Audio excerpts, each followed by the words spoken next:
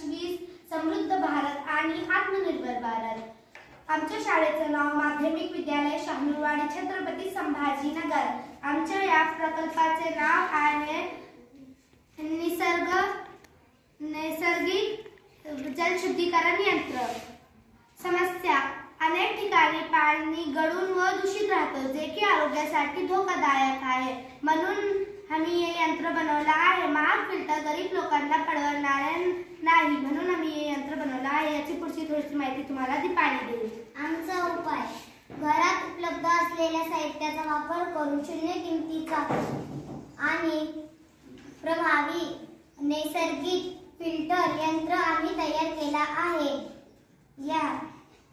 यासाठी आम्हाला बाटली, खडे, वाळू, रेती, माती आणि कापूस, कोळसा या साहित्याचा आम्ही वापर केला आहे। याच्या पुढची माहिती सानिया सांगणार आहे।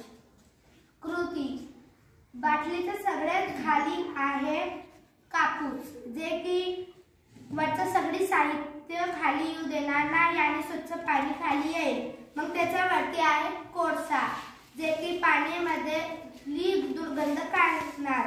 मग त्याच्यावरती आहे रेती, जे की घाण कचरा ते फिल्टर काढणार। आणि त्याच्यावरती आहे बारीक रेती, जे की इत्यादी सूक्ष्म घाण फिल्टर करणार। मग त्याच्यावरती आहे मोठे खडक, जे की मोठी घाण कचरा काढणार। या पुढची थोडीशी माहिती तुम्हाला प्रतीक देईल।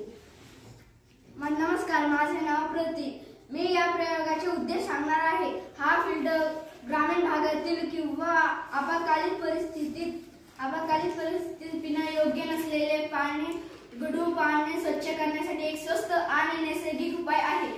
धन्यवाद। या पुढची माहिती सुमित देईल। नमस्कार, माझे नाव सुमित। मी या प्रयोगाचे कार्य सांगणार आहे।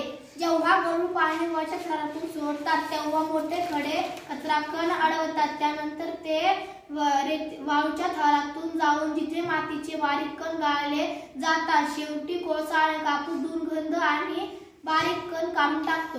धन्यवाद। या पुढची माहिती तुम्हाला सानिया सांगणार आहे।